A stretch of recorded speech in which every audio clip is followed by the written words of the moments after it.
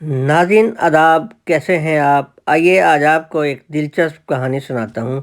ये कहानी एक जालिम और खूनखार शेर की है जिसने जंगल के तमाम वासियों का 30 साल से जीना हराम कर रखा था। नाज़रीन, इस शेर की खूनखारी और मजालिम को रोकने के लिए टाइगर्स ने ये ड्यूटी अपने ज़िम्मा ली ताकि जंगल के दूसरे सब जानवर पुरसकून और आज़ाद ज़िंदगी गुजार सकें। नाज़रीन, अब इस जंगल में दो ग्रुप बन गए। एक तरफ खूनखार और जालिम शेर और उसके हमनवा लगड़ बगड़ और चंद उसकी हमनवा लोमड़ियाँ, जबकि दूसरी तरफ समझदार और ज़ीरक टाइगर और उसके हमनवा। नाज़रीन, जब 30 साल तक शेर अपनी खूनखारी और मजालम की दास्तानें रकम कर चुका और वक्त गुजरने के साथ साथ उसका हौसला और कुव्वत कम होने लगी, या फिर यूं कह लीजिए कि अब उसका अपने मजालम का हिसाब देने का वक्त आन पहुंचा। अब यूं होता कि जंगल में ये शेर जिस कोने में भी जाता, टाइगर्स इकट्ठे होकर उस पर हमला आवर हो जाते और उससे किए गए मजालिम और ज़ियादतों का हिसाब मांगते। नाज़रीन, मगर इस खूनखार दरिंदे ने तो जानवरों की हड्डियां तक कहीं जंगल में तल्फ कर छोड़ी थी, हिसाब कैसे देता। हकीकत में अब इसका मकाफाते अमल का वक्त शुरू हो चुका था। अब टाइगर्स आए दिन शेर को घेर कर इसकी क्लास लेने लगे, हत्ता कि इसका अपनी रायविंड वाली कछार से निकलना मुहाल हो गया, या यूं कह लीजिए कि इसकी आज़ादी सल्ब होकर रह गई। नाज़रीन, जब शेर को अपनी आज़ादी खोती हुई नजर आई तो उसने अपनी हमनवा लोमड़ियों और लगड़ बगड़ की मीटिंग बुलाई कि मैं इस कैद तन्हाई से कैसे निजात हासिल करूं, मुझे कोई मशवरा दिया जाए। बादशाह की इस फिक्र पर लोमड़ियों ने मशवरा दिया कि बादशाह सलामत, ऐसी भी कौन सी बात है, आप बीमारी की मक्कारी का बहाना करें, बस गर्दन ढीली छोड़ दें और दुम दबा कर रखें, चेहरे पर हर वक्त मायूसी की फटकार डाले रखें और हम सब पूरे जंगल में आपकी बीमारी का ढंढोरा पीट पीट कर सब जानवरों को यकीन दिला देंगे कि हमारा बादशाह सलामत बीमार है, इसे इलाज की गर्ज से जंगल से बाहर निकलने की इजाज़त दी जाए। चुनाचे चंद ही दिनों में शेर ने अपना हुलिया बिल्कुल वैसा ही बना लिया और शेर की ये तस्वीर भी शाहिद है कि इसकी प्लेटें और चमच काफ़ी हद तक खो चुके हैं। नाज़रीन, अब दो हमनाम लोमड़ियों और 4-5 लगड़ बगड़ ने ये फरीज़ा अपने ज़िम्मा लेकर इतने ज़बरदस्त तरीके से सर अंजाम दिया कि टाइगर्स को मानना पड़ा कि वाकई ही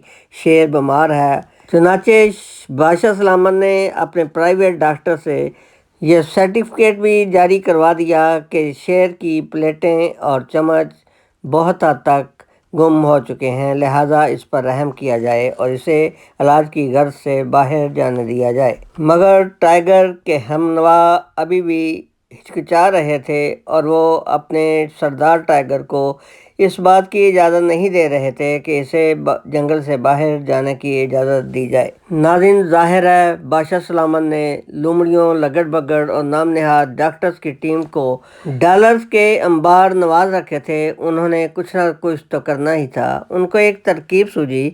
डॉक्टर ने जाली सर्टिफिकेट जारी कर दिया कि अब तो शेर के सुर्ख और सफ़ेद जर्सों में भी काली माता के दाग बांधकर उसके जिस्म पर नमूदार होने लगे हैं।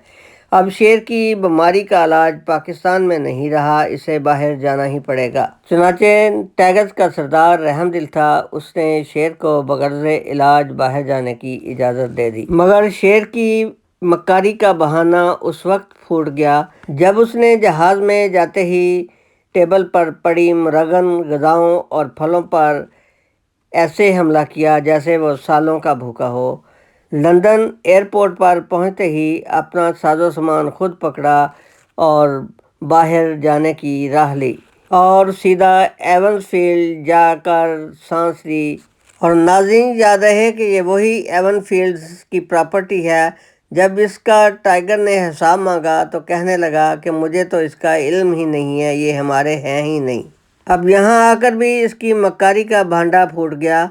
बजाय किसी हॉस्पिटल या प्राइवेट डॉक्टर के पास जाने के, एवनफील्ड्स को ही अपना हॉस्पिटल करार दे दिया और इसमें अपने रिश्वतखोर डॉक्टरों की टीम अपने पास बैठा ली जो आए दिन इसके जाली सर्टिफिकेट जारी करती रहती और वो पाकिस्तान अदालत में पेश किए जाते रहे। 2-4 दफ़ा یہ سرٹیفکیٹ آئے، پھر یہ سلسلہ بھی ختم ہو گیا۔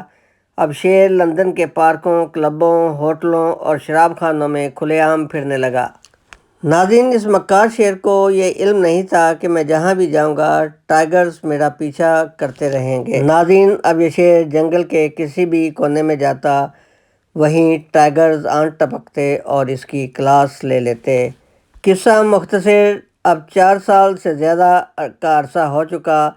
شیر کی بیماری تو ٹھیک نہیں ہوئی، مگر صحت کے لحاظ سے اب یہ جوان سال شیر نظر آ رہا ہے۔ کئی دفعہ لومڑیاں اور لگڑ بگڑ جو لندن آتے رہے دعویٰ کرتے رہے کہ ہم شیر کو واپس لے کر اپنے ساتھ پاکستان جائیں گے، بس عوام اس کا استقبال کرنے کے لیے تیار رہے۔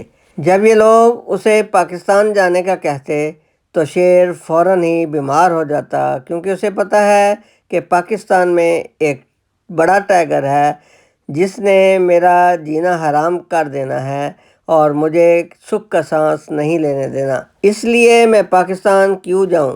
ناظرین، جب تک ٹائیگرز کے سردار میں دم ہے، یہ شیر پاکستان کی سرزمین تو کیا بارڈر کے قریب بھی نہیں پھٹکے گا، کیونکہ بادشاہ سلامت پر ٹائیگرز کی دہشت اتنی زیادہ پھیل چکی ہے کہ اب شیر کی خواب میں بھی ٹائیگرز وقفے سے آ کر اس کی نیند حرام کرتے رہتے ہیں۔ ناظرین، اب اس بیمار بادشاہ سلامت نے اپنے حواریوں کی ڈیوٹی تبدیل کر دی ہے۔